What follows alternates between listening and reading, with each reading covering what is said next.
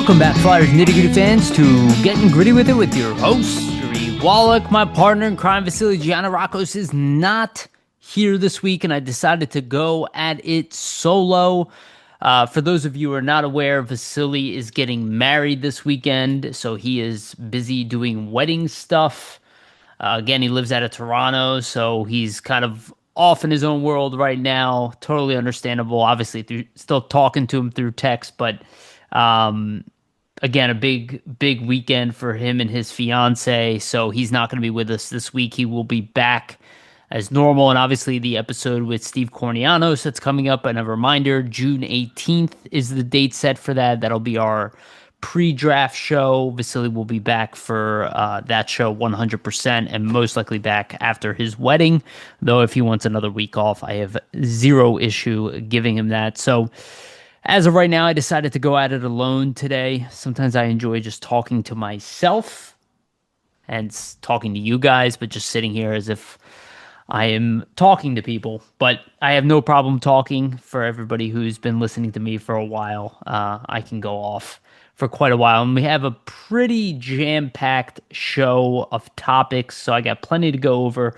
This is going to be a lot of my mental musings. As you know, we kind of sit in this random dead area before the Stanley Cup Finals. You know, there's a lot of planning here, a lot of stuff that's kind of going to be going on, obviously, with the new coach and Rick Tocchet coming in. Things are about to change considerably. So we're going to talk about that. This is going to be primarily strategizing what the Flyers offseason could look like, some things that they consider.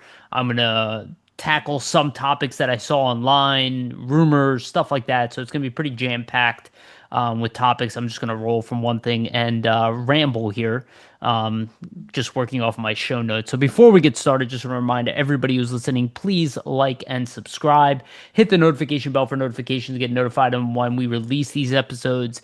Again, they come at random times. Today I'm recording on a Wednesday. Sometimes they come on a Monday, a Tuesday, a Wednesday, or a Thursday during the regular season. It's a little bit more difficult, but in the off season, it's a little easier to be consistent. So again, the best way to support this show is to follow the YouTube channel, do all those things. For the audio version, go to Spotify and iTunes, give us a rating and a follow as well. That is the best way to support this show. So if you're listening or watching right now and you have not done those things, please do so. We humbly appreciate it, and looking to grow our numbers in the offseason. Obviously, a big upcoming draft and a big offseason for the Flyers. So hoping that we get some new listeners. So if you're new and you haven't done that so far, please do so. Also, shout out to our sponsors, Jim Steaks at 4th and South. Make sure to go get yourself a cheesesteak from Jim's. They have one of the best, if not the best, cheesesteak in Philadelphia. Make sure to go check out Jim Steaks for all of your cheesesteak needs. They are excellent. Also, Summit Public Adjusters, 215-752-0560. Go to them for your insurance adjustment needs. They will help facilitate the process between you and your insurance company and make sure you get the best claim possible. They'll help you with all of the issues that come with dealing with insurance companies and make sure you get the best claim possible. Again, Summit Public Adjusters, 215-752-0560. Excuse me. And also, just want to give a brief shout out to our partner, SportsSpider.com. Guys, if you're tired of searching multiple websites for sports news, SportsSpider.com has you covered. They collect the latest articles, videos, and podcasts from around the web and organize them by your favorite team. If you want to stay as up to date on our Philadelphia Flyers or the NHL in general, make sure to check out SportsSpider.com. The link is in the description for both the video and the audio. And again, our stuff is pinned at the top. Make sure to check out SportsSpider.com. All right. Let's get into it. So there was some Flyers news, but I'm really just going to roll topics. The big news that has come out of late, again, initially broken by Bill Meltzer and then officially confirmed by the Flyers publicly, that Ian LaPerriere will no longer be at the helm of the Lehigh Valley Phantoms. This is something Vasili and I both speculated for the entire season. And while I do think that LePerriere did an admirable job this year, I would actually say this was the best job that he's done as a coach. There are some rumors kind of floating around that he was interested in the Flyers head coaching job. I don't think he was ever in consideration for it. But maybe was even open to an assistant coach job. Again, we know what that experience has been like in the past. Maybe he has improved in the coaching department over the past several years, but I do believe that it was the Flyers' decision not to bring him back as a head coach. Though they love the guy, I think everybody loves his personality. They see value of having him in the organization, but I think the organization is leaning towards bringing in somebody else, trying to get more out of the young guys. A new voice in the room, with several key players joining. Obviously, Bump being one of the big ones, and then Barkey and Bonk both coming in as well after they finish their Memorial Cup run.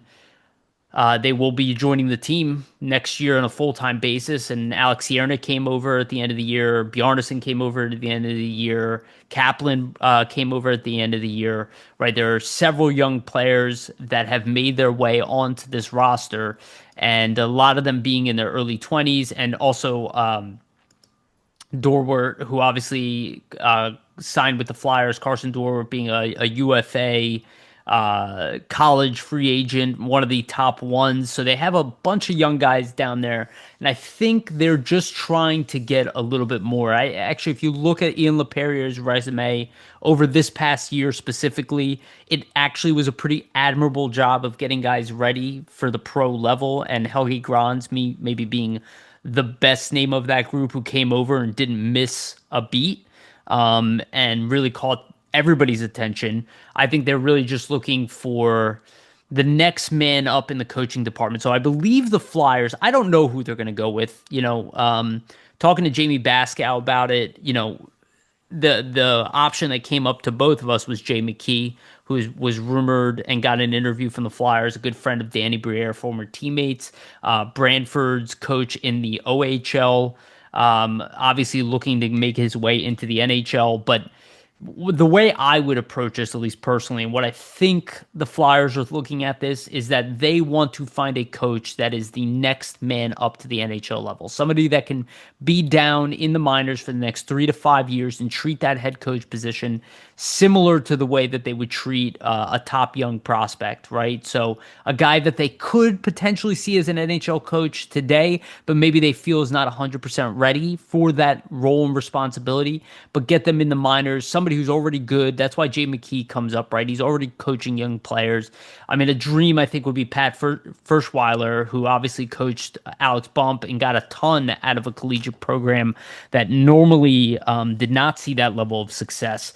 That is the type of name that I would look at. I don't know who the Flyers will announce, but that is personally what I would do, is try to find the next coach, or at least one of the options, get him in the system, get him accustomed to coaching at the pro level if he has not done so far. But I think they're really looking for somebody who has a very good head coach resume, who could come in and, really the last guy we have is Scott Gordon, who was like a good NHL coach that was coaching the minor league team. I think you're looking for another one of those guys, maybe somebody a little bit younger, maybe he can be older. It doesn't really matter, as long as he could potentially be an NHL coach. I think that's what they're really looking for, and somebody who does well with young guys, as well. Because where the Phantoms are right now, looking at that organization, you don't want to over rely on veteran players. They are going to get younger, so it's a guy who needs to be able to become more accustomed to not relying on veteran players. While I think LePerriere did a good job of mixing in young guys, he still really went as a go-to for his more veteran guys. I think that's a default for every coach. I don't want to bash LePerriere for what he did this year, because I think he was trying to win hockey games. And if you look at what happened, like Parker Gahagen, right, the guy didn't even have really a goaltender, right? Kolosov refused to play in the minors. Peterson is not even really a good AHL goaltender at this point in his career. I'd be surprised if he finds a job in the AHL or NHL going into next season. I could see him maybe even playing overseas at this point.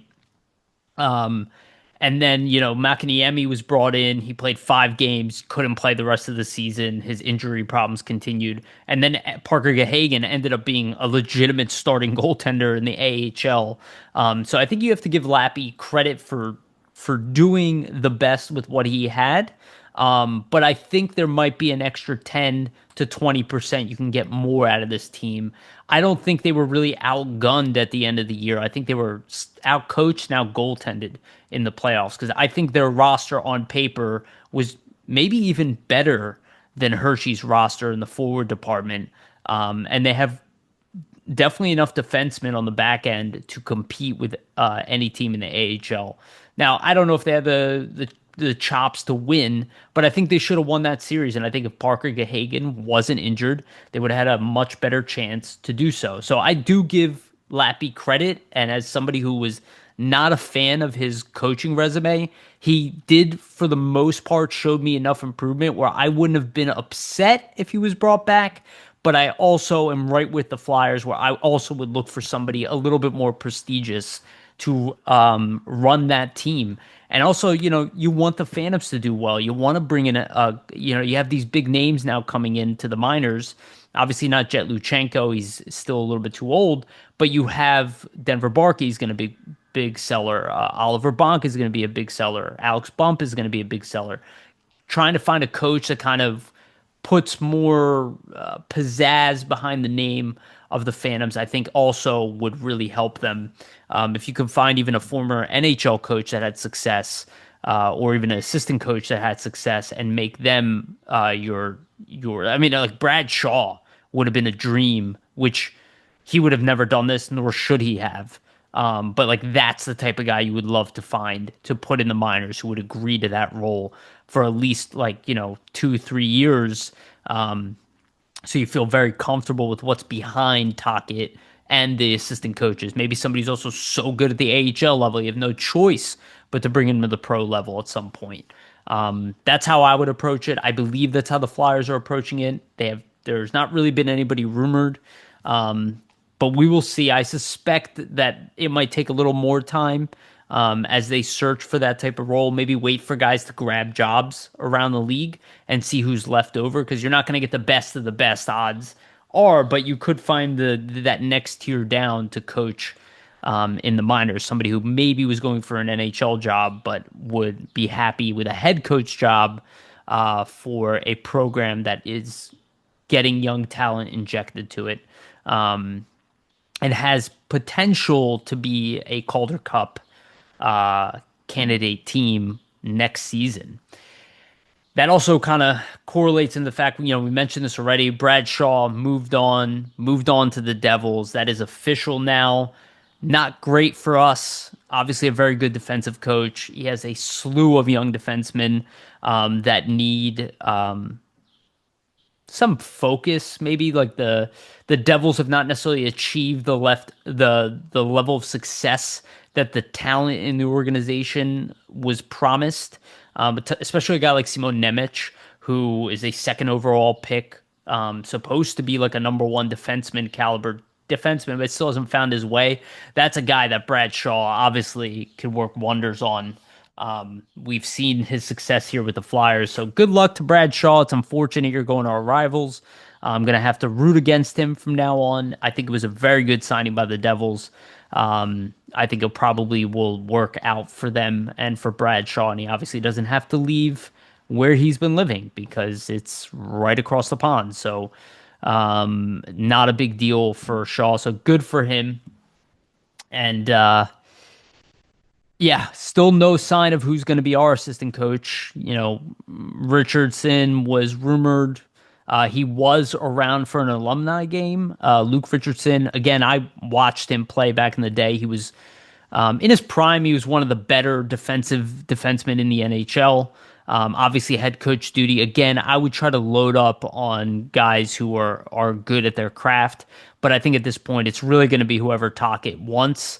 And he's going to be building that roster out. So hopefully we have more detail on that. That might not happen until the finals ends, but as coaches become available, I'm sure they're doing the work right now. So maybe even by the time I release this episode, we might have some kind of inkling, on a Thursday that, who's coming. It was just a holiday, so I suspect probably not.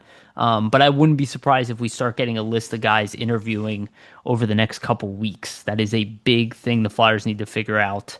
And I'm sure Tocchet is working hard on his list, and hopefully we get some kind of update on that soon. The other piece of news, which I see people freaking out about, is Rasmus Ristolainen trade rumors. So I believe this came out of Toronto completely, probably because Toronto is a shit show right now, and they are worse than us when it comes to retrospectively picking things apart after things don't work their way. Kind of egregiously. So apparently, the Flyers were offered a contract or a trade for Rasmus Ristolainen to the Toronto Maple Leafs, and the Flyers turned down the offer. For those of you wondering, I'm not surprised. I mean, if you guys have been listening to me for a while, I actually don't think they should trade Rasmus Ristolainen, or at least should have last year. Now, the injury obviously throws a wrench into everything, but he doesn't get any harder to trade, especially as his contract gets closer to its end. And I think his value is where it is. I don't think it's going to change or go down. We see the value of large defensemen who can play a two-way game and get their way up the ice and play a responsible game. That value is going to remain high for the duration of his contract. And I think with the Flyers looking to take a step forward and not a step back, I think it makes sense that they want to keep Rasmus. I think it would have to been an overpayment. I highly doubt that they had the assets. I guess the Brandon Carlo offer, which was Minton and a first, the Flyers probably were interested in that. But again, I don't think that would make them like jump to trade Risto. I think if you look at the value they were asking for Scott Lawton, I think they value Risto more than Scott Lawton, at least from an on-ice perspective. So I think ideally what the Flyers would be looking for is maybe not even a pick, but a young defenseman. I've mentioned this before for Rasmus Ristolainen with top four upside. And there's still opportunity to trade him in this upcoming year, depending on how the Flyers do. If they sit on the bubble again, I think it would probably be more appropriate to trade him this upcoming season. Again, he's going to start off slower because of the injury. I don't think that'll matter too much for his trade value. Just depends on how he comes back. But a team is definitely going to be desperate for a defenseman like him around the playoffs. So while it's easy to get wrapped up in these media, if you listen to the way Toronto is even talking about their team, they have lost their minds. Just so everybody knows, they have completely lost their mind. And I'm going to talk about that later in the show in the second half when I talk about free agents and Mitch Marner. People might not agree with me, but I was one of the only people saying they weren't going to trade Marner last year. So again, I think they are way too emotionally involved as a fan base, which is understandable. But in the decision-making aspect, I think they go from losing to everybody needs to go. Let me pick on the players I want to pick on. And if you actually run an organization that way, you will end up in a really bad spot. And they constantly defend their own mindset. And I think Toronto, they have lost their mind. I love listening to Toronto radio, but they have definitely lost their mind. And I haven't seen a team with that much success cry so much. And again, people might be like, "Oh, they're cursed and all that." We're going to get into that later in the show. So let's talk about goalies a little bit. Look, the Flyers goalie situation is not great. Let's be honest. I'm not looking at it from my standpoint of view and thinking, oh, I'm incredibly comfortable with how things are working out for the Flyers in the goaltending department. I mean, look at all the names that they have at the NHL level that are starting. No, we don't have that. Having said that, Sam Emerson just completed his IIHF tenure. He only played 4 games, but in those 4 games, he had a .934 save percentage and a 1.16 goals per game. Now, obviously, those numbers are exceptional. He played very well in that short tenure against NHL talent for one of the better teams, which is kind of my point here. I don't think the Flyers are looking at Ersson, regardless of what you hear from anybody in the media, and I include Brian Boucher, and I'm sure that he has connections, and I am definitely certain that he understands goaltending better than I do. I do not believe the Flyers are looking at Sam Ersson as a complete project and that we know what he is. I think they are still going, okay, goaltending was terrible last year. We need to find some more insurance beyond him. But I don't think the Flyers are as desperate to fix the goaltending situation as the internet is. And I think it's not a high likelihood, but there is a world where the Flyers run it back. And people might not want to hear that. But again, you're still on the hook for Fedotov's large contract of $3.25 million. It's pretty big for a guy of that caliber. Nobody's going to take him in a trade. And even at 50% retained, they still might not want him. So you're stuck with Fedotov. Sure, you can bury him in the minors. Then you got to figure out what's going on with Kolosov. So Kolosov's the X factor. If he is not coming back, there's no chance the Flyers roll it back. They will bring in another goalie. But I'm not certain that a guy like Patrick Demko, so he's been coming up as a trade option. I don't know. Again, he has injury issues, but is a pretty good goalie. And again, obviously has played under Rick Tocchet, who could vouch for his abilities as well, which definitely gives the Flyers some interest there. The problem is that while the Flyers are looking to get better, they are not looking to, the playoffs don't matter more than the end goal still. They still have this 1 year left of reassurance.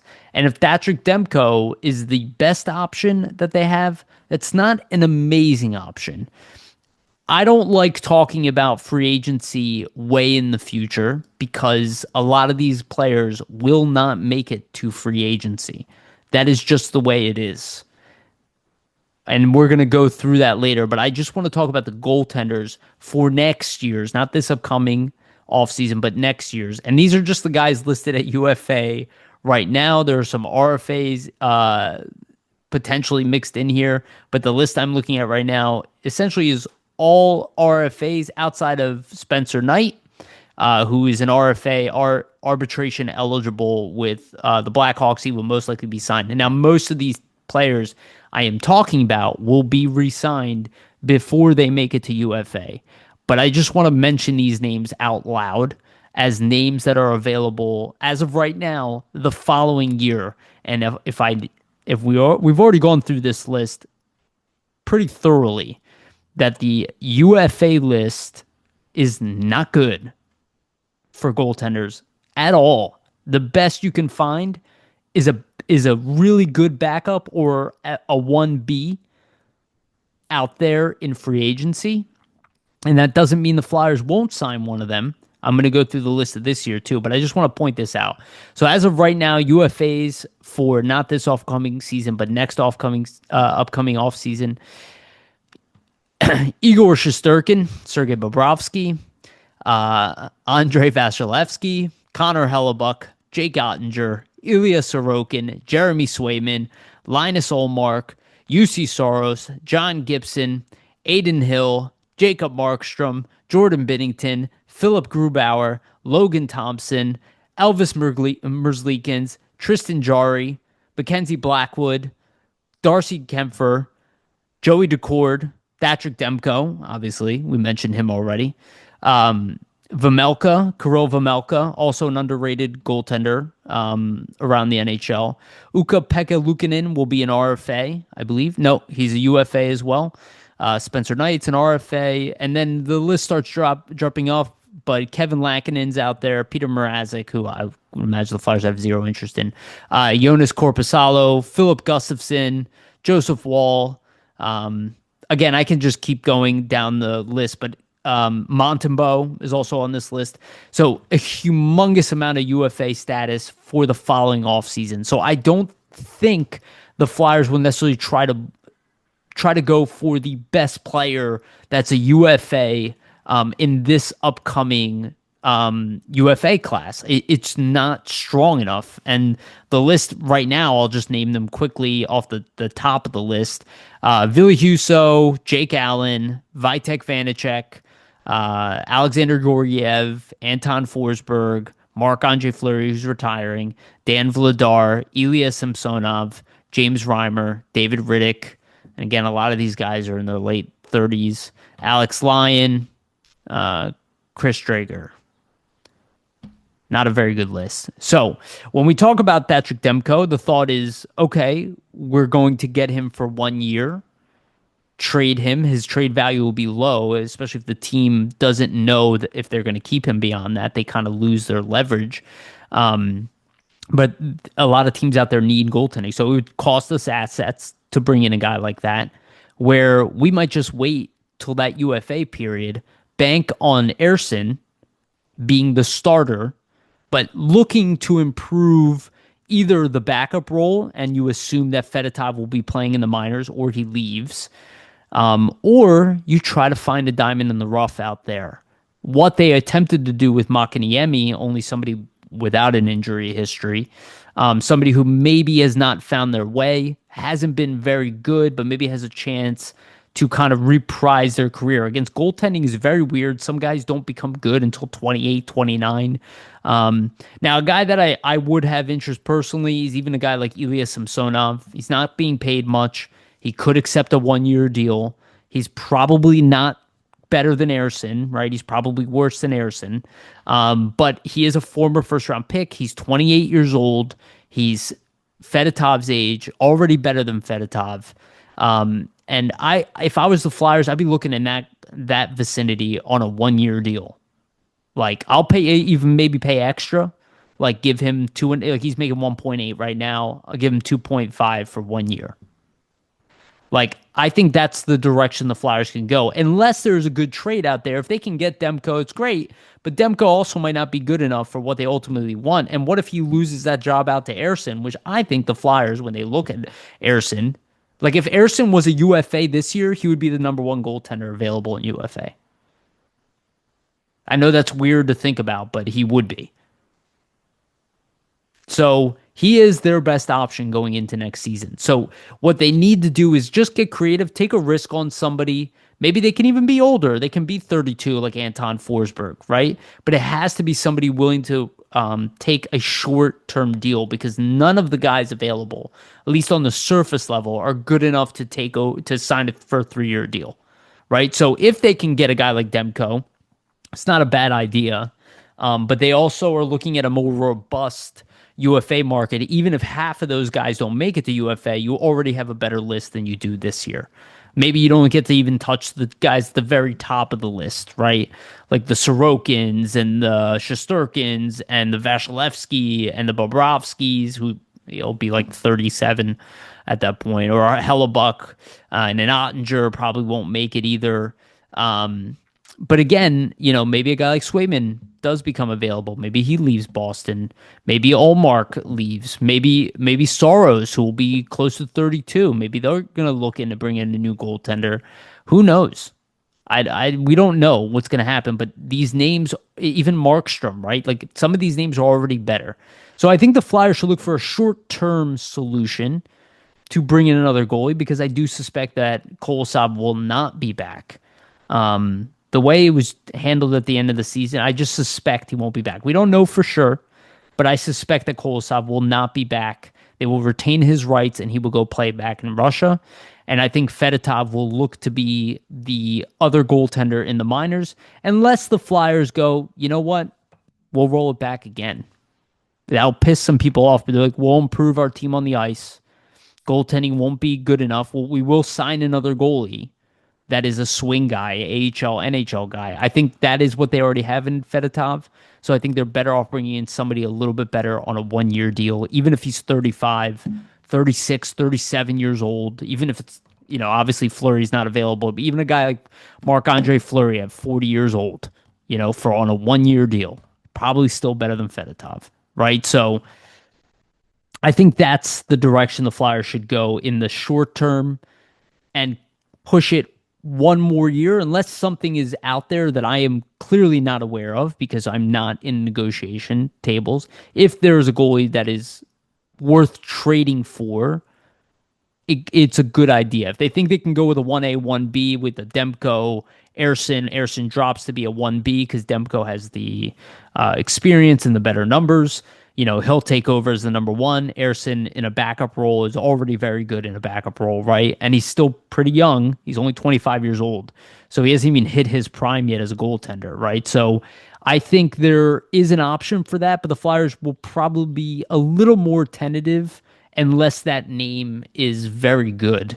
And that might require more assets than they're willing to trade. I think the Flyers have one more year of of laying lower than they ultimately want to be, but setting up the next year for making a larger jump. So again, primarily the Flyers have removed players, but think about what they did with a guy like Paling, right? They found a guy who was underappreciated. If you really look at the Florida Panthers, and a big reason why they have success are finding players who were underappreciated in where they were, and then they came into their system. They played the system that they wanted to play and excelled, and now a lot of those players' value are through the roof. Where prior to coming to Florida, even Reinhardt, his value was not what it is today. He fits their system. So I think the Flyers need to look for that. And that's what this year should be all about. 1-2 year deals, bringing guys in, and goaltending is the same way. Now, there are rumors out there from Marco Rossi, who obviously should be of interest to the Flyers. Yes, he's an undersized center, but he is skilled.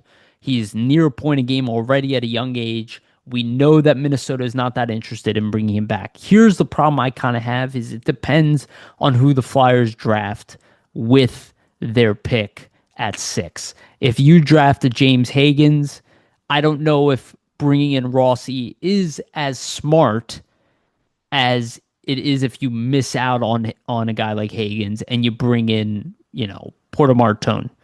Then all of a sudden you're like, okay, we haven't really found a solution in the near term. Maybe we'll find one in next year's draft, but we need one today. I will say a player of that caliber, though, whether he be undersized or not, is probably worth looking at. I don't know what it would take to grab him. Most likely it would be a roster player for a roster player. And I'm not certain that the Flyers would be willing to give up what Minnesota wants for Rossi. So it depends on what that bidding war looks like. I would be interested in Rossi. You'd be stupid not to be interested in a guy who's near a point a game player, while undersized, skilled, right? And it's something the Flyers lack is skill. Now, I don't think it could be a straight up trade, but like if you could move a guy like Bobby Brink, right? They're probably not going to want him anyway, right? But a guy like Bobby Brink for a Rossi, that's an easy one. And it wouldn't be straight up. The Flyers would obviously have to add in that situation, probably a first round pick. And maybe it would be Toronto's first round pick 2 years from now. Maybe the Flyers can work that pick in, though I'd be a little tenuous because I don't know if Toronto's going to screw their team up moving forward. That pick might become more valuable than, like Edmonton's pick or a first round pick from this year, which I'm not sure the Flyers want to give up that Colorado pick in a trade. But a guy like Owen Tippett, that could be a valuable because, you figure Rossi's an undersized guy. If it doesn't work out that he becomes a top 6 center here, he can be a top 6 winger here. So I don't know. I'm interested in Rossi. I'm not like, this isn't the type of player I'd be like 100% gung-ho about. But I wouldn't be upset if the Flyers brought him in for sure. And maybe there's a deal like if you're moving on from a guy like Owen Tippett for Marco Rossi, that is probably a trade that Minnesota would be interested in. I could see Bill Guerin liking Owen Tippett. But I don't know. I don't know what's going to go on. There's going to be a little bit of a bidding war with a player like that, so it might inflate his return versus what we actually need to. And I'm all about making the team better, but I'm also under the mindset right now, and I assume the Flyers are as well, that your best position and leverage is that you don't feel rushed. So if a deal is more expensive than another team, you probably are not going for it this year. Now they have the assets to do that, but I don't think they should completely overpay because don't forget, after you trade or after you draft a guy, his value doesn't disappear. It depends on what you like. If you get a guy who another team's high on and he fell lower than he should have, and the Flyers managed to grab him, they have a prospect now that they could move in a trade for Marco Rossi, right? It all depends.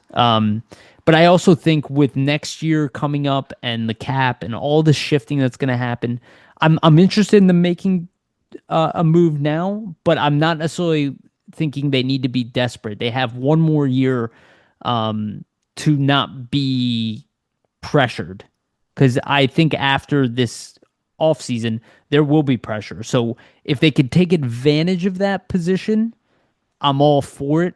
But we might have one more year where they're, not looking that great still in the standings, which is why I don't think they're going to try to RFA. Now, I'd be interested in them trading for RFAs. I brought up Bowen Byram several times already. Obviously, Marco Rossi is one of those guys, and apparently he got offered $5 million by Minnesota, which is lower than what we're probably offering Tyson Forrester on like a term deal. And I suspect Tyson Forrester probably won't get a long-term deal. He'll probably bet on himself, which is a good move, and we probably are offering him something like that. But Rossi has a little bit better numbers. I'd rather have Forrester, though, I can tell you right now, than Marco Rossi. People may not agree with that. I'm very high on Tyson Forrester, and I believe the Flyers are too. I think outside of Mitchkov, he's our most valuable NHL young player. So he's somebody I would not want to move at all. He kind of, we talk about how we need a power forward. He is our power forward. Like we have a power forward in Tyson Forrester, and I think his value will only become more noticeable as we move forward. And I imagine a lot of teams are going to try to trade for him, just like we're going to be trying to trade for other teams' RFAs. I don't think the Flyers are looking to give up picks plus oversigning for a guy that's like a big name player. Again, they should look, maybe there's a goaltender out there that's an RFA that they could sign and not return too much. Maybe the team doesn't think too much about them, so we lose a third round pick or something. That could be a lot more interesting for the Flyers. Again, they try to find somebody in Makiniemi who's 25 years old, who had NHL upside, but injuries have derailed his career and obviously derailed it again. But maybe they can find a guy like that who's just, doesn't have a spot in the system. They can grab him.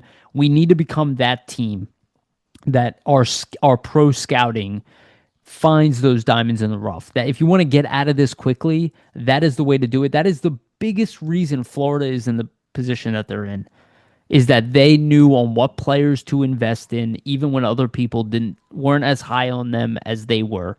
They went it. It's always a risk, but it's the right risk to take. So we'll see if there's anything about the Rossi trades. I think it's somebody Flyers absolutely have to explore. And if there's a deal that doesn't injure the Flyers, again, you're going to have to give up somebody good to get him, right? And something good to get him. But if there's a deal where you walk away, at the very least, a win-win, if you could win the trade, that'd be even better. But the fact that Minnesota doesn't want to give him more than $5 million a year does give you a little bit of leverage there to be like, well, we'll give him, I think he wanted close to 7. Is everybody really 100% giving him $7 million a year? Maybe. He's a pretty good player. He's close to a point a game already at a young age. So I am one of those guys who I want size down the middle, but I'm also not going to ignore talent, right? It's always a balance between the two. Size definitely matters at the NHL level.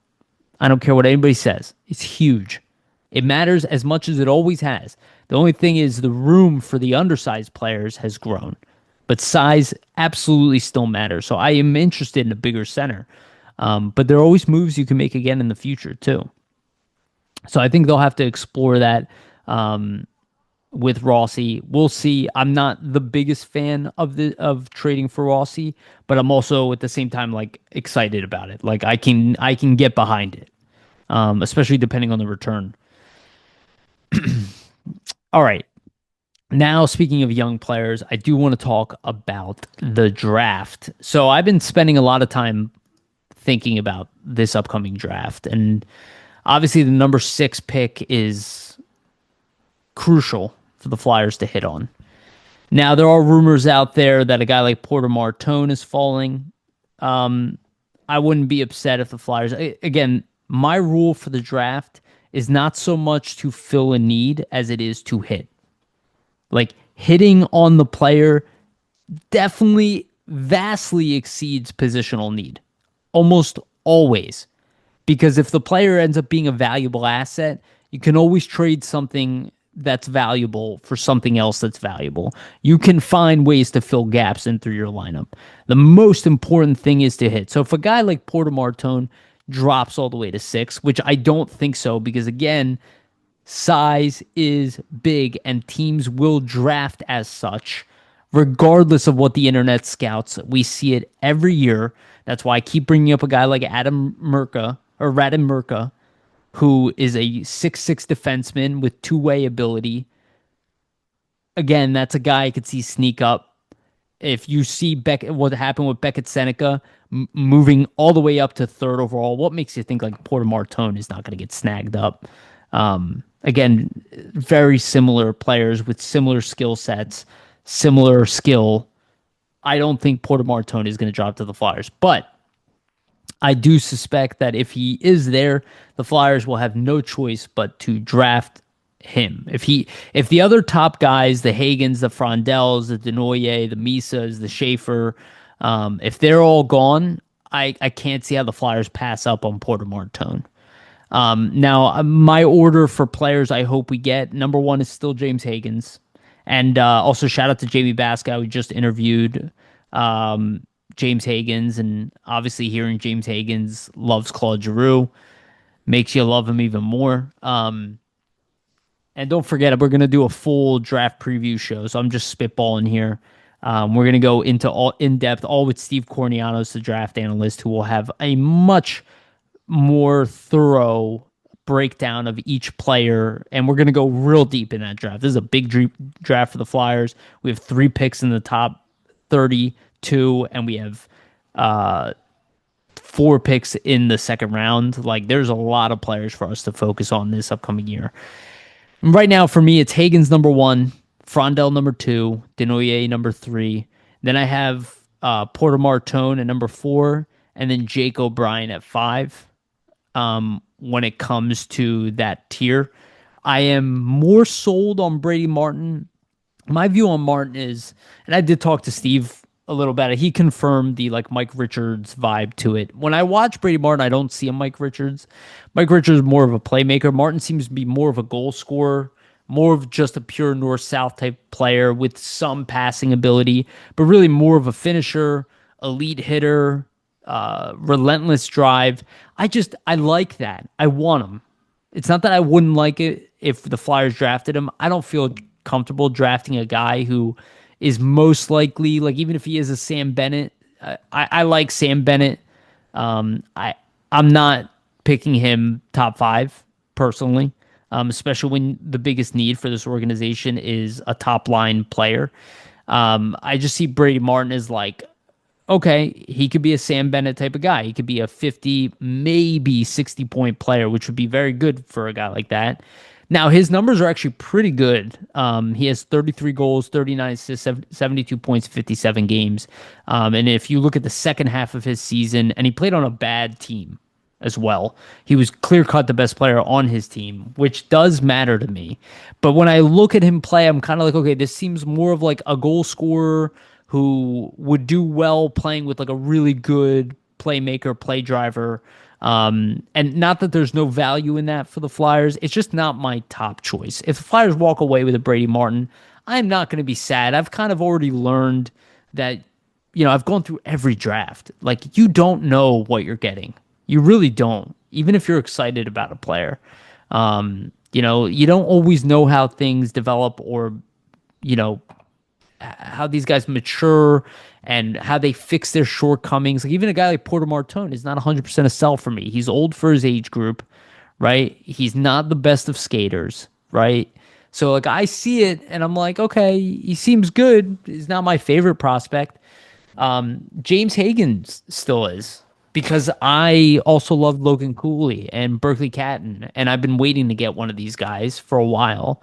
And I want the slightly undersized, highly dynamic playmaking center. I think it's really what the Flyers need. Like I see Jet Luchenko as a playmaking center, but I see him more in that Mike Richards vein than I do in the uh, I guess Johnny Gaudreau vein, right? That type of player who's just shifty and again, I want the Logan Cooley. Now there are some rumors about Logan Cooley, but if you guys have seen that on Twitter about Logan Cooley requesting a trade, it's obviously not Logan Cooley requesting a trade out of Utah. He doesn't have social media, so that's not him.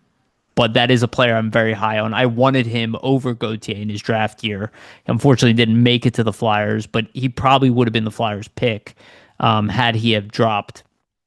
So I still stand by the fact if James Hagens make it to 6, they're not taking Brady Martin over James Hagens. I don't buy that for a second. I don't care what media person published it. They also all told us that we were grabbing Ryan Leonard. And look, I like Ryan Leonard. It seems to me like another Brady Martin situation. I'm a fan. I like the kid. I would love to have him in the organization. But, Ryan Leonard comes in, plays 9 games with a very good Washington Capitals team. He puts up 1 empty net goal in 9 games. Imagine if Michkov did that. The Flyers made the right choice. They went for the talent. And I think they're going to do that again. I don't know how they have things ranked. Like maybe they have Denoyer above Frondell. I do see the downside in Frondell. He's not an explosive skater. He's not like a playmaker like Anze Kopitar is. He's more on the finishing side.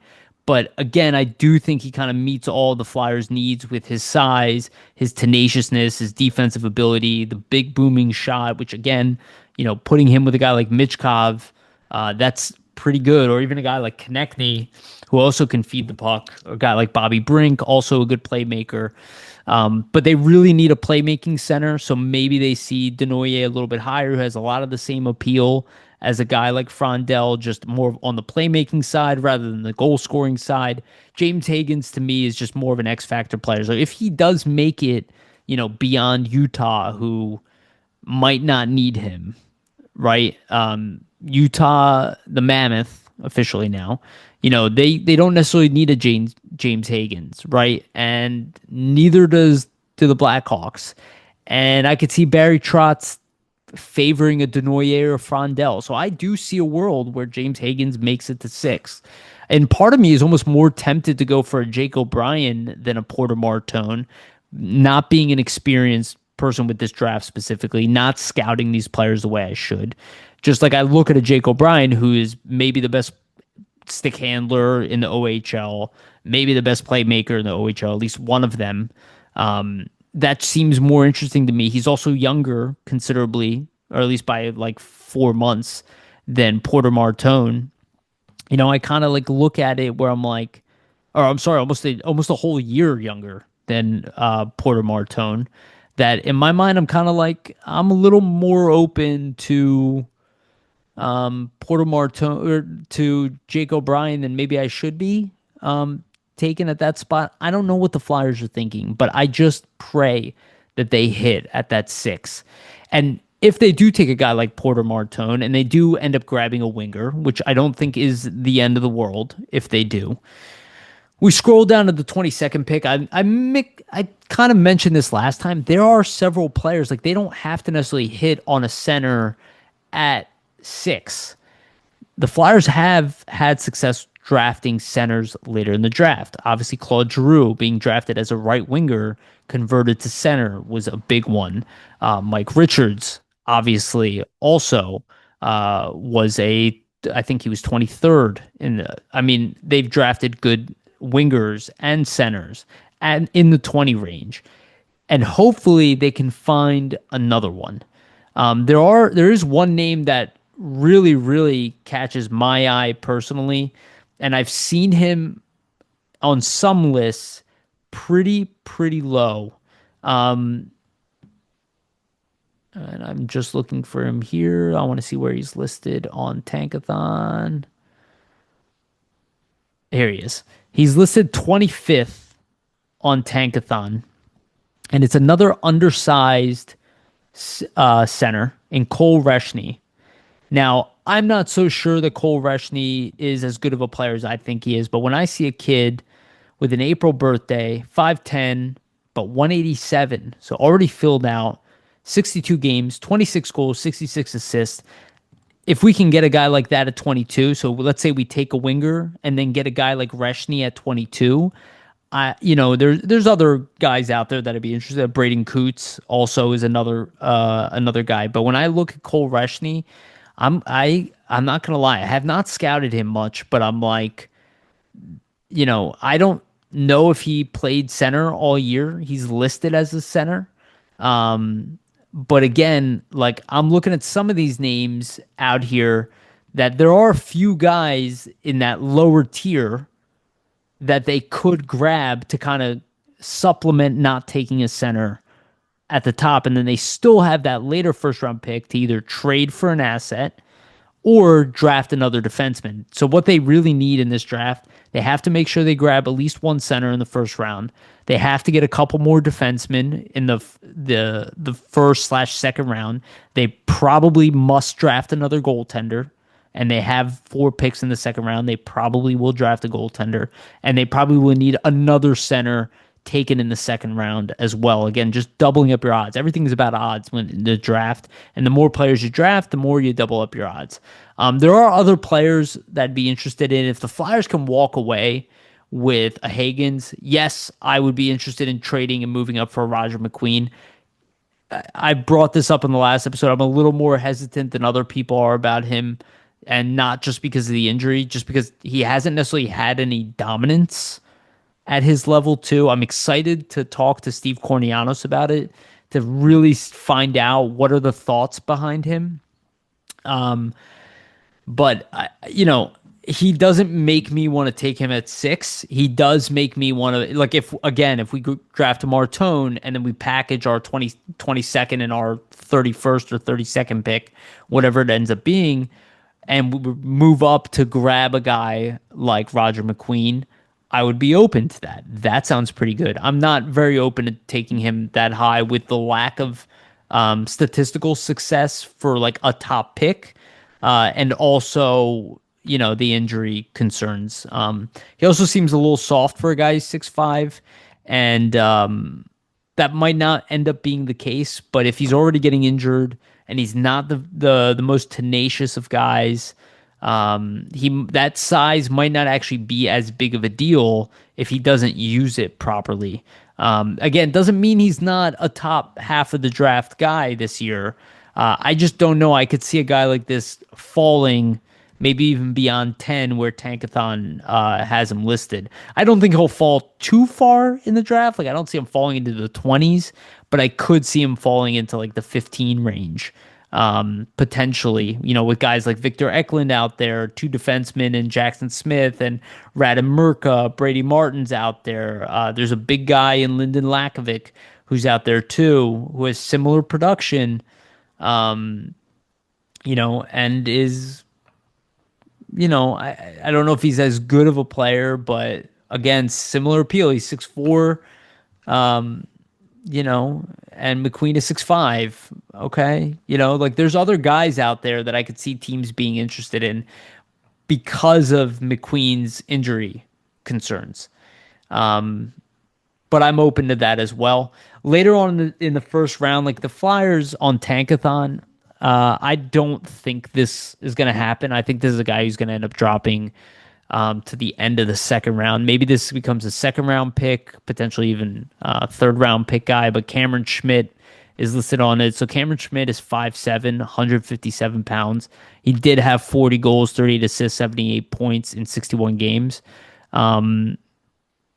I don't buy that he's going to get taken high being that size, and not, from what I understand, he's not even a great skater at being 5'7". So I think he is like absolutely ripe for potentially second round pick. That might be a good risk to take.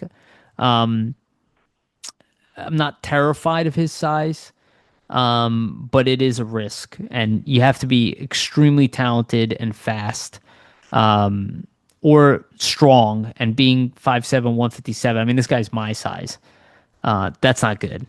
I'm not built for the NHL. So like, yeah, I'm not sold that the Flyers would take somebody like him. I think that maybe they would, again, they could take all centers in the first round, but I think there's going to be enough guys out there. There's a guy like Colin Potter out there. He probably will go in the 20 some range as well. Left winger, NCAA player. I don't know what his NHL projection is, but I think they'll look at him. Cameron Reed is a defenseman out there, with some good production, being a younger guy. There's Blake Fiddler. They have the Flyers drafting him on Tankathon at 22. I don't see that happening. I think the Flyers are going to load up on forwards, with their first two picks, and then see if they can draft a couple defensemen in that second round or end of the first round. But we'll see. I mean, I am terrible at predicting what the team will actually end up doing on the day. I just talk about options here. And some of these guys, there's going to be players who people don't anticipate. Like right now, Joshua Ravensbergen, he's the number one goaltender, ranked. Tankathon has him going at 20th. When's the last time you saw a goalie, especially one with a 3.00 goals against and a .901 save percentage, taken at number 20 in the draft? I'm not saying it's not going to happen, but most likely the goaltenders will be taken in the second round. And I think that's what the Flyers will jump on, the 1 to 3 best goaltenders in the draft. I think it's a necessity. Even with Zavragin and Bjarnason, even with Kolosov being younger and Ersson not being old, I think they have to keep drafting goaltenders. They don't have anybody beyond Bjarnason and Zavragin. We've seen how quickly we can lose out on our goaltender depth. We had a ton of depth. Now half of it is gone, and it all kind of trickled after Carter Hart. So they need to do something. Yeah, there's a lot of. See, this is the same thing that they do with free agency pools. And I was thinking about this today. You look at the free agency pool, like I talked about. We know the names in free agency. I'm going to bring them up in the next segment. But we look at them in advance, and it looks so good. And then as it gets to free agency, like 60% of those players are gone from free agency, because why would those teams let them go in a rising cap world as well? Most of those players are going to stay where they are. The draft is obviously for different reasons, but when they're looking at it ahead and they look at potential and they expect all these players to take another step, that doesn't always happen like this. Sometimes they go like this or this and then back up, right? So while this was considered a very strong draft, now it's considered just a mediocre draft, where it's not a mediocre draft, and I'll have Steve confirm that. It's clearly a slightly above average draft that lacks a franchise, at least on the surface level, a franchise player. Just like 2017 was an average draft that on the surface lacked a franchise player, and then ended up with, at the very least, one of them in Makar, who should have gone, in retrospect, first overall in that draft, right? So these drafts are really hard to predict.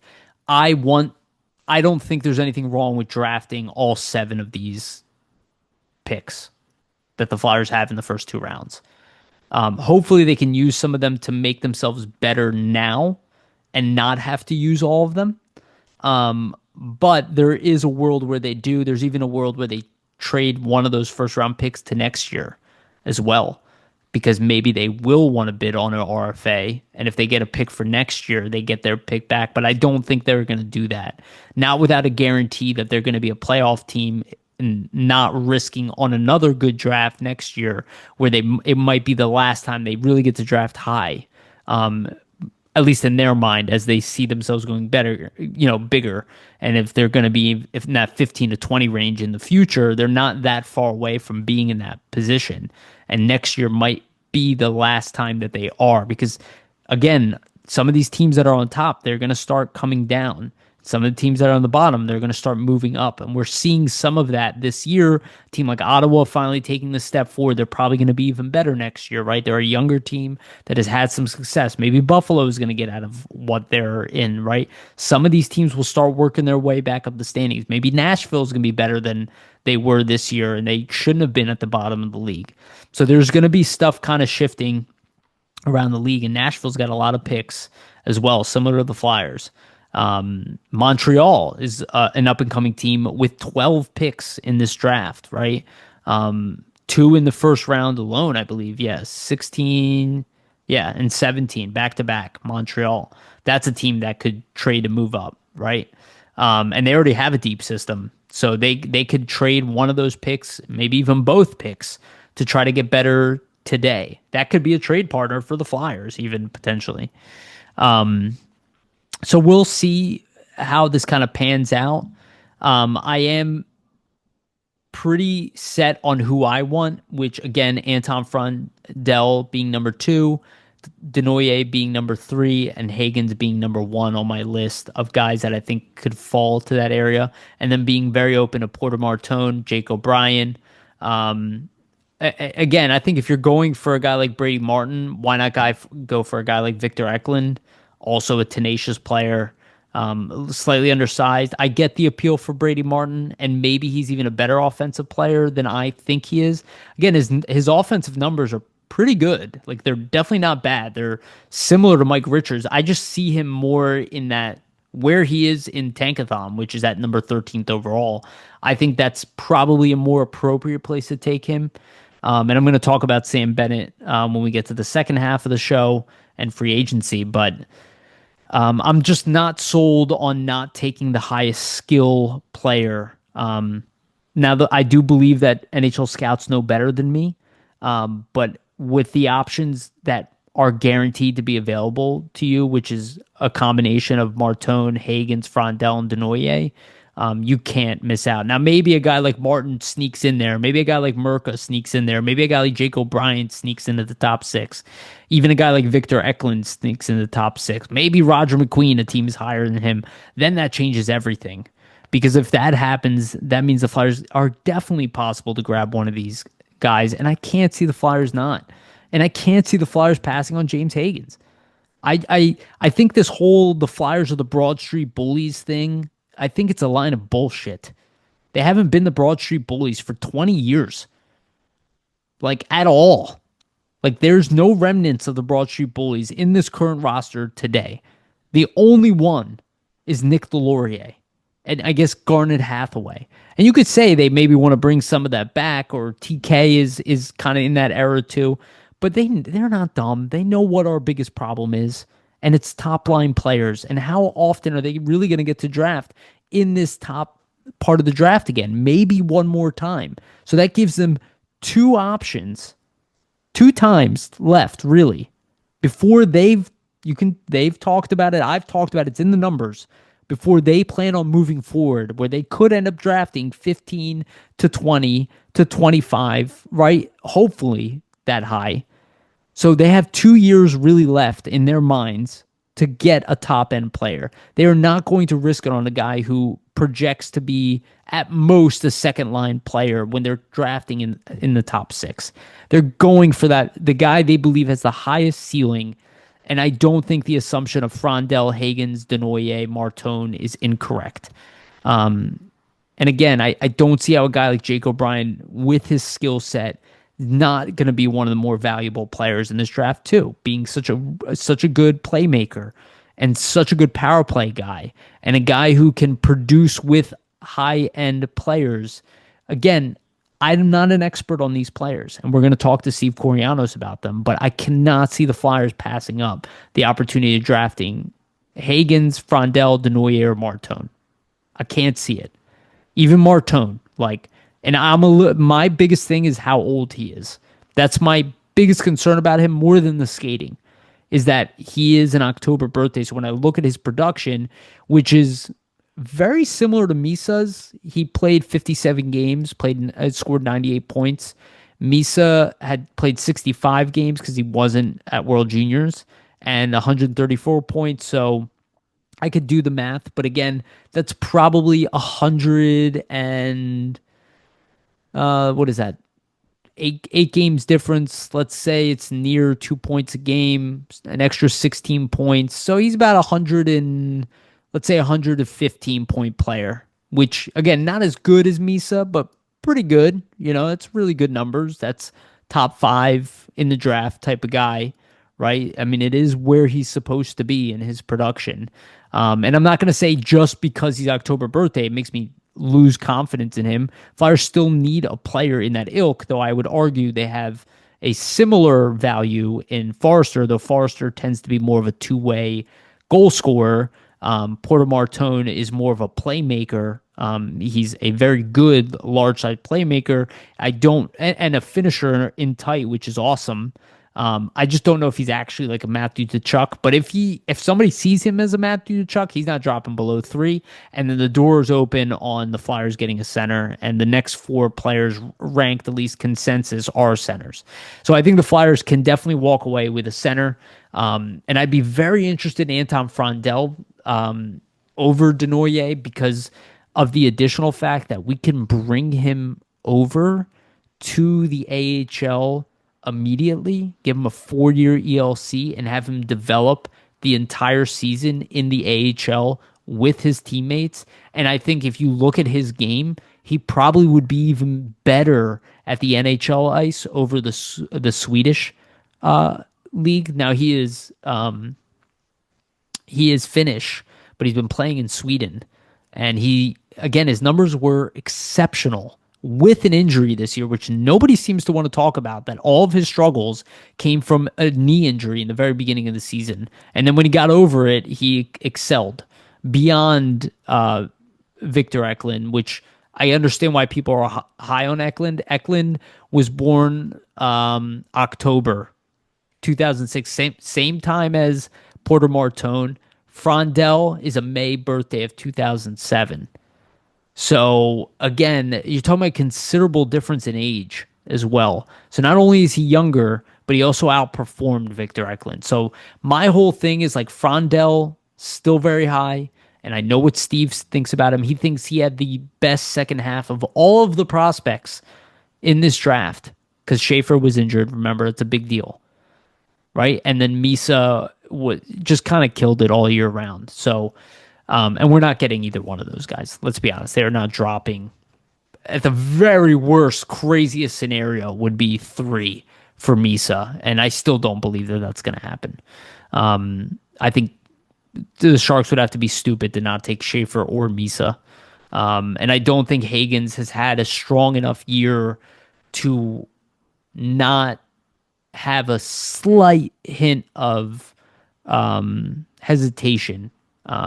Having said that, still being a point a game at the college level, like Hagens, again, he's kind of my dream, and the Flyers are finally in a position to draft a player like that. These are just tend to be my favorite type of players, which are playmaking, dynamic centers. It's a little bit of a bias, but I also see I love the Frondel, big, strong. He's not even that tall, but he's just thick. He can do everything. He's a smart player. He's good at defense. Got a big, heavy shot. It does remind me a little bit about Kopitar. And then Denoyer just seems like, okay, maybe he's not going to be like a future 90-point center, but if he's like a really good playmaker at the NHL level, can put up 75, could be a point-a-game guy while also playing against the best teams in the league. Plus, he has a great attitude, captain material, playoff performer. All these things kind of sell me. And then Jake O'Brien is just I'm just very intrigued by him. But I don't know enough about this draft, but I love thinking about it, and I cannot wait. I just want to get it over with at this point, and I really want to see who the Flyers end up with, and after that happens, we're going to do a post-draft episode with Steve Kornianos, and I will also be doing my own breakdowns because I'm going to study the hell out of this draft class post draft, and by who the Flyers take, I will know a lot more about them individually. I will watch footage on them. I will do all the work. Okay, let's move to the second half of the show. Just want to remind everybody, please like and subscribe. Hit the notification bell for notification. Get notified when we release these episodes. Again, they come out on random days, so it really helps if you are subscribed and hit the notification bell. If you like the stuff, please give it a like. For the audio version, go to Spotify and iTunes. Give us a rating and a follow there. Again, these are the best way to support this show. So if you made it this far and you have not done that so far, please, please, please do that. I humbly ask that you do. And help grow our show here. Okay, let's talk about 2025 free agents. The big name that's kind of out there, well, there's two very big names out there, and that'd be Sam Bennett and Mitch Marner. The Sam Bennett thing, I think there's almost zero chance that he signs with the Flyers, and I don't think the Flyers are very interested in him. First of all, he's a 55-point center on a very good team. Could he perform a little bit better? It's possible. He could be like a 65-point center. And I'm not saying there's no value, right? But he is not going to be what the Flyers are looking for. They are looking for a top-line center, okay? Okay, so you bring in Sam Bennett. What happens to Noah Cates? Okay, you move him over to the wing. Did you really get better as a team? Is he worth, and people are talking about like $9 million a year for this type of player. I think it's an overpayment. I think people are over-exaggerating his actual effect on the reason Florida is as good as they are. I love the elements of his game. I would want it, and maybe it is worth more money, but I am not paying a 55-point player who is 28 years old, $9 million a year for the next 7 years. When we don't even know if we're a playoff team, and it's not the Flyers' biggest need, I'd rather just stick with Couturier. He makes less than that. He's bigger than Sam Bennett. He's better defensively than Sam Bennett. And he produces, and if you really look at it, at the way Couturier is trending now, that being healthy, probably will outproduce Sam Bennett next year. I think Noah Cates is also better than Sam Bennett defensively. They don't have the toughness that Bennett brings, and I do value it, but where the position that the Flyers are in, that is not a top need. I cannot see the Flyers. I think the Flyers really like Sam Bennett for the same reasons everybody else does, but I cannot see the Flyers overextending their cap for a guy like Sam Bennett. I don't think he qualifies as the right player at this point in time. There are other teams that makes a lot more sense. Colorado, potentially. Right? They lost Kadri. Maybe they feel like they need to fill that need. Toronto would probably want him. There is also a chance that both Bennett and Aaron Ekblad both resign in Florida and go, you know what? We want a fourth run to the Cup. And you know what? It's a tax-free state, so we're going to sign here less. And the cap is going up, and we like playing here. And the weather is great. There is a chance, is why I don't love free agency, that both of them will stay where they are. And even a guy like Bob, who's available the following year, he's been making $10 million a year, tax-free. He's going to be 37. He might just sign there for 3 years of $5 million. Boom, $5 million open up against their cap. And they get to ride him to the end of time and find him a backup, which obviously they're very good at finding diamonds in the rough. So I'll be honest with you, I don't even know if Sam Bennett's going to be a free agent at the end of the day. Now, the Aaron Ekblad thing, I don't think he's going to make it to free agency. I think he's going to want to stay with that core. He would be a for sure target for me if I was the Flyers. You insert Sam Bennett, or you insert Aaron Ekblad on this team, then moving Rasmus Ristolainen, even less value than you wanted, becomes a lot more tenable. You know, you give Aaron Ekblad an $8 million, 7-year deal. It's a lot. He's expensive defenseman, but he is the type of defenseman this team needs. A top pairing defenseman who's big, physical, championship pedigree, top pick in the draft. He is a guy that would be worth investing that risk in. And yes, at the end of that contract, probably won't be as good, but in the beginning of it, it's going to be huge. You put Aaron Ekblad with a guy like Jamie Drysdale, then you can keep York with Sanheim. All of a sudden, that top four starts looking a lot better. it starts looking a lot better. And if you still have Rasmus Ristolainen, which again, you're probably going to trade him at that point and just rely on Nick Seeler being the physical body in the bottom pairing.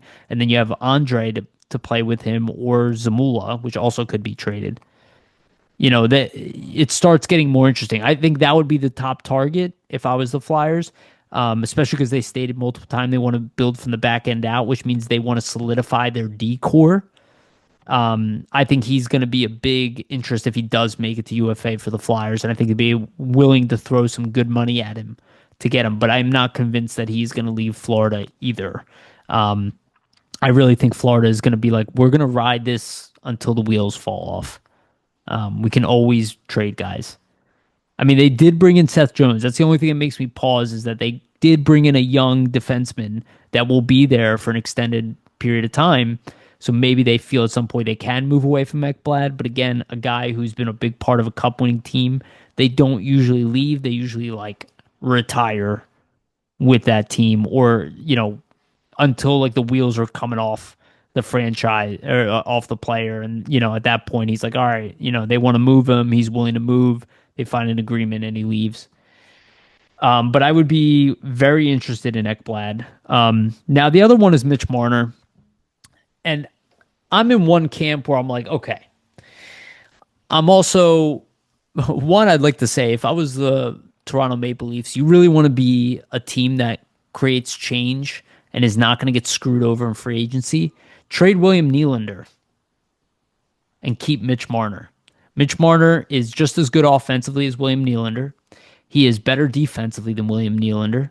The problem is you're let's be honest, your fan base destroyed the relationship with this player. And I don't care what Toronto wants to say. Oh, we didn't do it. Oh, we're not meaner than I. No, you destroyed your relationship. We've done it here in Philly. You destroyed your relationship with this player. This is what I talk about. This is why this is the cost of doing business for teams, that if a guy is, makes a lot of money and doesn't meet people's expectations, it's not usually the franchise that hates the guy. So odds are he's going to leave. But that would be a ballsy move by Toronto to trade William Nylander, get a haul for him to actually get a return, and then keep Mitch Marner.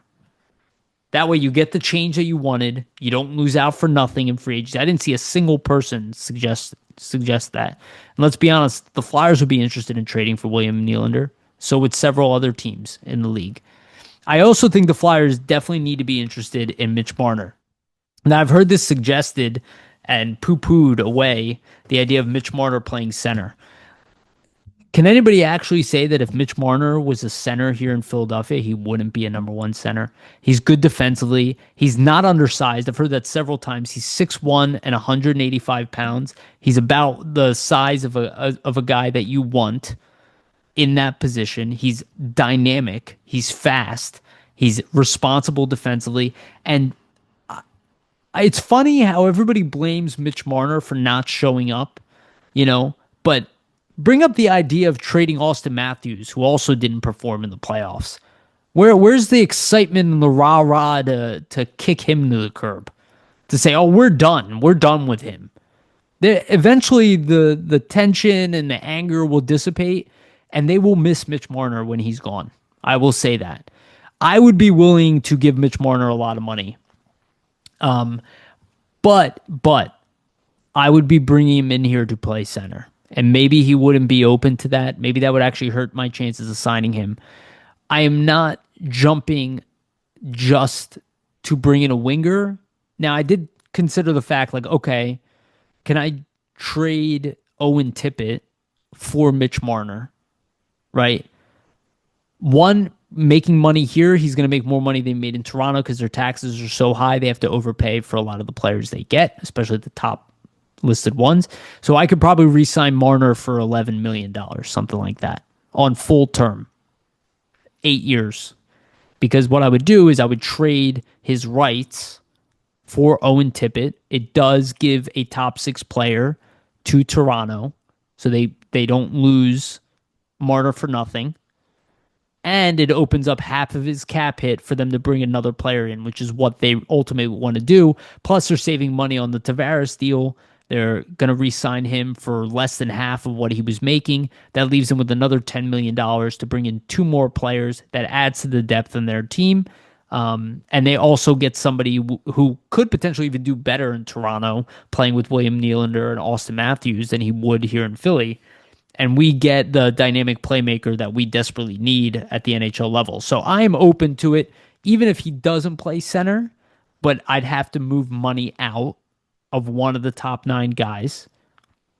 Or he comes in free agency and the Flyers see him as a potential center. And that might be crazy to people. Again, he got drafted as a center. He didn't play center in Toronto because they had John Tavares and Austin Matthews in the top six. They moved both Nylander and Marner at a center for those reasons. I don't know. I look at our center depth. I'm like, we don't have anything like that in our system unless we draft a Hagens. He's a guy that I would be open. Again, he's a 100-point player in the league. Maybe he only scores 85 playing center for the Flyers. But I would put him, on a line with two good wingers and have him outscore the opposition. I'd also be open to him playing with, Mitch Cobb, but we can't keep doing what we're doing with the wing position. Somebody's going to have to go. And it would obviously have to be, a guy who's 2 years younger than Marner in Owen Tippett. So that was kind of something I was playing around with, but you have to look at Mitch Marner. You can't not. Everybody who's kind of poo-pooing it away as not being a playoff performer, I don't buy that for a goddamn second. Every single time, and I think the Toronto Maple Leafs fans, they are being babies, and the same thing that people are going to do to Carolina right now. The reality is, this is the reality. Majority of teams fail to get out of the second round. Stop crying about it. Most teams can't even get in the playoffs. They're like, Toronto is kicking guys out of town. They're complaining like they're the Buffalo Sabres. Stop complaining, pick yourself up again, and go at it again. There are plenty of teams that failed over and over and over again. You want to make a trade? Fine. Good luck replacing Mitch Marner.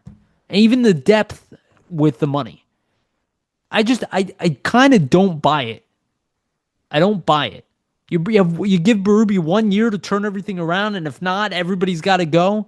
Now, I get removing Shanahan. He's been at the helm for a while. They've lost a lot. Sometimes it's better shake things up, see if you can bring some new ideas in. Just like it makes sense to bring in a new coach.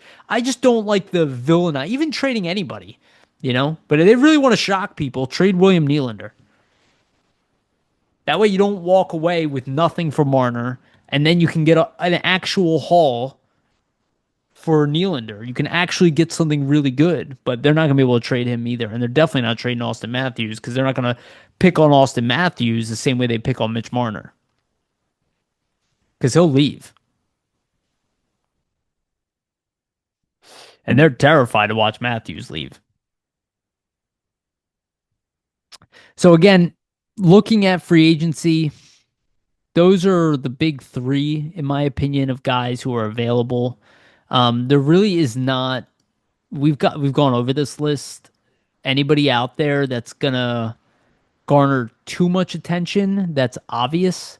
Like, we don't need a Brock Besser. I would be 100% open to bringing Claude Giroux back. I think he's going to be staying in Ottawa. I don't care about the locker room bullshit about him taking over the locker room. When you have a player of his caliber, he's kind of exactly what we need, a short-term solution at center. We know he gets along with everybody. We know he loves Philadelphia. We know he's a playmaker who can help the power play.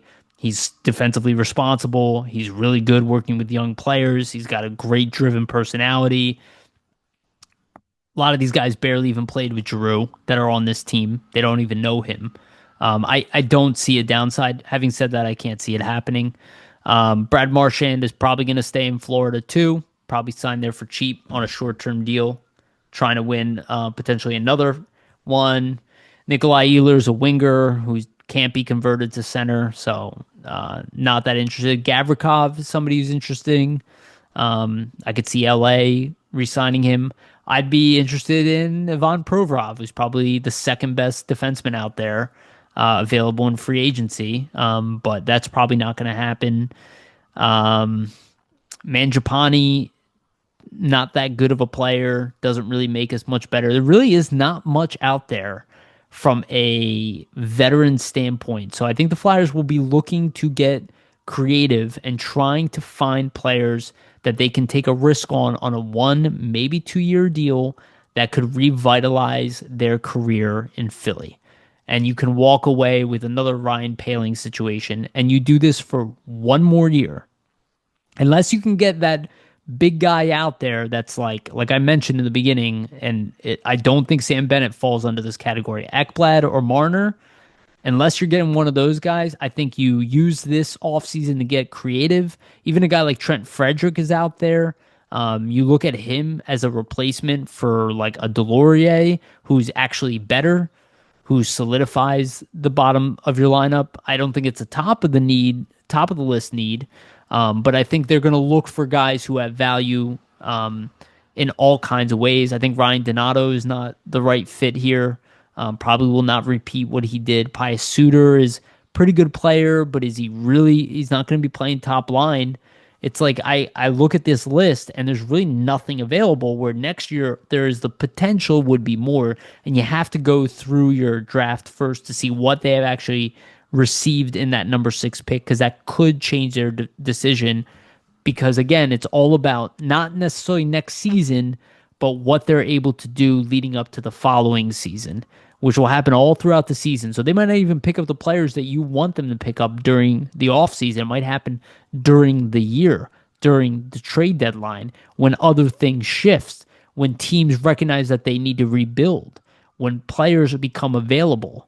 Like I wanted to trade TK and Nolan Patrick for Jack Eichel. Like these are the type of moves that we need to find to replace, top of the lineup guys. And that something like that will open up. So I don't think the Flyers are necessarily going to rush into it. I think they need to be more creative. 5 guys who are 24, 25 years old, who have not hit their stride yet, and you think that there is more there to offer, and that can make you a better team in the short term, but you don't need to give them a large contract. I think that would be the most interesting thing to me. There's also a fake tweet that was going on about Logan Cooley. I think I mentioned this earlier, but don't believe that. Logan Cooley did not ask for a trade. He does not have, but he would be ideal, but would be an expensive trade. And I would be very interested in Logan Cooley if we didn't get a Hagens or a Frondel or a Denoyer, the need for that. But once I have, let's just say Hagens and Luchenko, I feel pretty comfortable with my depth down the middle in the prospect realm. So I'm coming from a position of need now, or not from a position of need anymore. So it becomes a lot more tenable to kind of sit back and wait and give it the extra year until Luchenko is definitively in the pros, and probably Hagens as well. I can't see Hagens playing more than 1 year of college hockey. So, and same with Frondel. I can't see him, taking too long to make the NHL. Probably Denoyer as well. So, we'll see. I would be open to a John Tavares in a short-term deal if he doesn't re-sign in Toronto. I don't think he'd be interested. I think he probably would want to win a cup. That's kind of the problem with signing any one of the veteran guys. Matt Duchene interests me as well, but most of them are going to want that one last crack at a championship, and we're kind of saying you'd have to burn one of those years. Of like, let's say your 35th year. Tavares will be 35. So, at 35, you're going to have to burn that year, and you're probably not going to be good enough to win a cup. Maybe we'll be good enough to win a cup, in 3 years. But that's why I think all those players kind of fall out of that favor. And I don't think the Flyers are going to look to overpay anybody this offseason, unless it's 100% worth it. And I can see the Flyers even agreeing with the Mitch Marner. He's not necessarily the guy who's going to drag your whole team to a final, right? We know that, but he can definitely help you. And I could see him having playoff success somewhere else, just to change the scenery, get away from the pressure that Toronto has brought him specifically because he is Toronto born and raised. Um, it hasn't necessarily worked out for that group. So, doesn't mean it can't work here, though. We see that stuff happening all the time, where players go to a new team and have a different level of success. Reinhardt, obviously, being one of those guys who was seen as a bust. Sam Bennett was seen as a bust. Seth Jones was seen as a bust to some degree. All of them are, nobody's talking that way.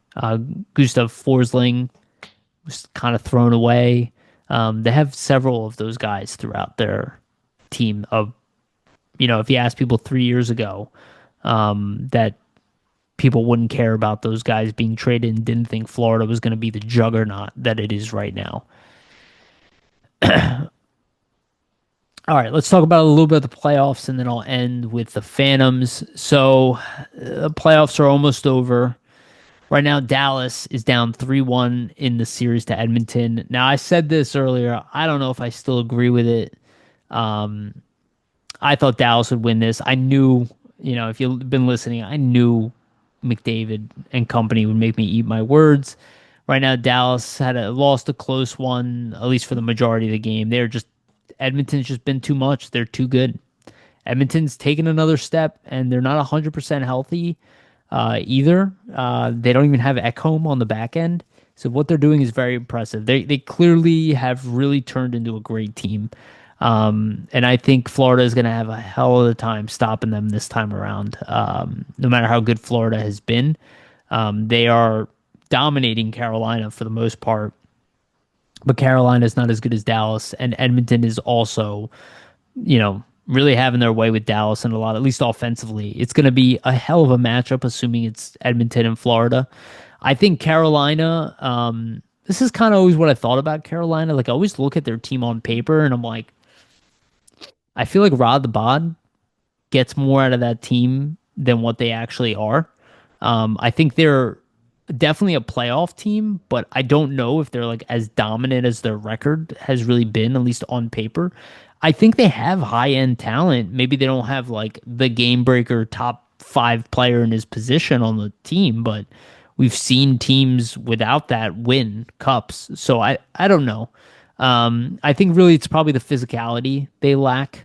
They're just not as physical as a team like Florida. Edmonton has become a much more physical team. Dallas has become a more physical team, and I think that's probably what Carolina will look to remedy. If maybe they sign a Mitch Marner, considering they have a lot of money coming up, and it's a low pressure market, so maybe that's something Marner would be interested in. I don't think they would pay as much as some other teams, but he could find a nice home there. But I think they probably need to add, like, maybe they'll look at Sam Bennett, to be honest with you, after he's kind of laying the smack down on them. Same thing with Toronto. These are the type of teams that Sam Bennett makes the most sense for. Teams that, like, we're already good. We got guys in the 1-2 spot even. We could pencil you into the 2-3 center position and, really bring, like, same thing that Nazem Kadri brings, right? And he should be a player that a playoff contender, a Stanley Cup contender would look to trade for. And probably, Calgary could get good return for him because he's a good player. I'd rather actually have Nazem Kadri than Sam Bennett because he's a better hockey player. Maybe he's not as tough as Sam Bennett, but he's a better hockey player. So we'll see. I do suspect it's going to be Florida Edmonton in the final at this point. I mean, both are up 3-1. It's possible Dallas comes back on Edmonton. I'm not necessarily seeing that, even though Edmonton's losing Zach Hyman. But we're going to have a repeat. And I did say if Edmonton beats Dallas, they're going to win the Stanley Cup. So I'm going to have to kind of stay with that. That if it is Edmonton and Florida, I just think what Edmonton has done has been more impressive than what Florida has done. They've beaten, well, Florida did dominate Tampa Bay in the first round, but we'll see. I mean, Vegas going down 4-1 to Edmonton is no joke. And if Edmonton beats Dallas 4-1, I mean, that was my Western Conference choice. So that's That's very impressive against a very good Dallas team. So we will see what happens. We'll see if Dallas can make it at least more interesting. But I think the writing is a little bit on the wall there. Okay, just want to end it with on a little bit of Phantoms talk. So we did talk about Ian LePerriere. I'm looking at the Phantoms lineup, the depth chart. There are key players to focus on this year. I'm a little bit interested to see what the Flyers do with their contract situation. We still don't know what's going to happen with some of the names out there being Denoyer, Ule Lixell. We do know Abels and Eklund got re-signed. I'm surprised about Eklund. I'm surprised they used up a roster spot on him or a contract spot on him. I think maybe it was even a mistake, to be honest with you, just with how many contract spots are open and the fact that he wasn't very good last year. So I'm still confused and don't like that move by the Flyers. But I am excited to see how Denver Barkey and Oliver Blanc, which I have a feeling they're going to win the Memorial Cup this year. They've just been absolutely dominant. Um, and I think like it's like such a narrative at this point that I see them. They already won their first two games, so I can see them just finishing it out and getting it this time. But Barkey and Bonk and Bump, all the Bs, the three Bs, they're going to be tremendous additions for the Phantoms, which are already a pretty good team. And Bump really kind of was just like thrown into the fire. We don't know what's going to happen with Luchenko, but we know he's not playing for the Phantoms. Um, I don't know if he's going to make the Flyers next year. The problem with him making the Flyers is that you can't send him to the minors. Flyers could choose to be, depending on what they plan on doing with additions to the team. You don't want to sign a centerman and then force Luchenko into the lineup, you know, because then if he getting outplayed and can't play the center at the NHL level, you're kind of screwed. So, I could see a world where Luchenko, even though he looks like he should make the team at a camp, gets sent back anyway, depending on what they add. But the Phantoms have an opportunity to be a better team next year. I'm interested to see if they make more moves. Again, Uli Excel would be a big loss for the team, and Eklund or Abels do not cover that up. But they do have young guys like Carson Dorwart. I cannot see him making the Flyers out of camp. He's also going to be a big part of that Phantoms team next year. So they have several guys looking to take more of a position. Obviously, there's Nikita Gabrankin. He's probably not going to be NHL ready to start the year either. It's possible, but probably not. And the Flyers will look to add at the NHL level on short-term deals as it is. So I think the Flyers are really hoping that the Phantoms can be one of the best teams in the AHL next year. Everybody can start rolling, and then they can decide what players will look to make the NHL. They have some decisions to make on guys because they're going to have more young guys coming in the following year. So, some of these guys have to figure it out soon. And there also is the Zayd Wisdom situation. He's not locked up. He will probably get re-signed. The situation with Tuamalo, where he, at least statistically, is very good in the AHL level, but has not found his way up to the NHL. Is he going to be thrown into a trade potentially? The Flyers are not 100% satisfied with him. They just have a lot of players that they need to start making decisions on by the end of next season, because there's going to be several young players, some of which will be European. Alex Yernick is now inserted in the mix in the equation, and there's going to be a brand new coach. It's going to get interesting with the Phantoms. They really need to figure out the goaltending situation down there beyond Bjarnason. Ideally, it should be Kolosov with Bjarnason and Gahagen next year. And it's good they have Gahagen. Maybe they will go with Gahagen, but they're going to look to add a goaltender at some level, because I do not believe Kolosov is going to be part of this team until I see otherwise. That's my assumption.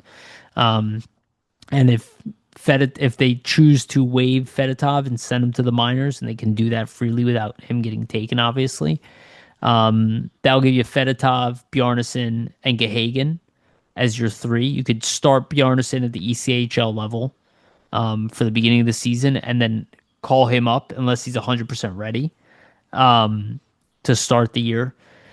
And then the other option, is to start with Fedotov and find a guy who works his way up from the AHL, who plays the starting role in the AHL, what Kolosov was supposed to do this year, and then work his way up to the NHL. We'll see. I think the Flyers' first option is they want to improve the NHL spot. I think they recognize that, but I don't think it's completely out of the question that we are stuck with Fedotov and Ersson as the duo. I feel comfortable with Ersson being there. I don't feel comfortable with Fedotov, just like everybody else. I don't think they're going to want to roll three, but I also don't know what they do with Fedotov's contract, and they're not going to buy it out and extend his contract. They're going to take the luxury of this last year, and then there is a bunch of dead money coming off the books again next year. And the fact Peterson's gone, that's $4 million. Think about that. I'm sorry, it was $5 million, but 4 million and one hit against the cap because he was in the minors. That's 5 million on Peterson and 3.25 on Fedotov. That's $7 million on a non-NHL goaltender. Crazy. And Ersson, meanwhile, making like 1.7 or something like that. It's hilarious. But they really need to figure that out. And maybe that money will go to Demko or whatever. But I just don't know how you get rid of Fedotov unless you buy him out. Because I don't know who's really going to want him, even at half his contract. If he made $2 million and you could eat half, then I think, yeah, team's like, okay, we'll bury him in the minors if it doesn't work out. Right? And then we don't have anything against the cap. But he has not played well enough for even a 50% eat of that contract. So there is a world where the Flyers go into the season and look to resolve it as the season goes forward. It doesn't mean they'll go the whole season with that goaltending situation, but I think this is the season where you add and look for diamonds in the rough. That's what this year really needs to be about. And then next year is where you get more money off. You figured out who needs to slot in your lineup. Maybe you made some deals to bring a player in and swap some stuff out. And then you have the opportunity to really bring in. You really just need one, maybe two big names. And the whole fate of the team changes at that point. I mean, obviously, if McDavid somehow makes it out there. But there's going to be a slew of great players rumored to be moving for like the next year. And I'd be shocked if 50% of them make it to free agency. So don't get your hopes up too much. But there will be something available. That's why I'm not against going for Mitch Marner, because I'm like, if he actually makes it to UFA, which most of these guys never really do, like Rantanen was a UFA, he didn't make it. That's what happens with majority of these top players. Even if it's not the team that he plays for right now, somebody will trade for him in mid-season. Maybe it's the Flyers. Right? This is how you have to think. And money can always be moved around if the asset is valuable. And right now, like a guy like Owen Tippett, a guy like Bobby Brink, these guys are valuable, right? I don't think the Flyers want to move Noah Cates, but he's valuable. Even Garnet Hathaway, he would be easy to trade. I don't think they're going to, but he would be easy to trade. Ryan Poehling would be easy to trade. Risto is much easier to trade than people realize, obviously. They turned down an offer for him. Jacob Pelletier, I don't know if he can get much, but I think even Nick Delorier on 1 year left of his contract, you eat him at 50%, you could trade Delorier if you needed to. Though I think most likely they'll probably hold on to him and bury him in the minors if they have to.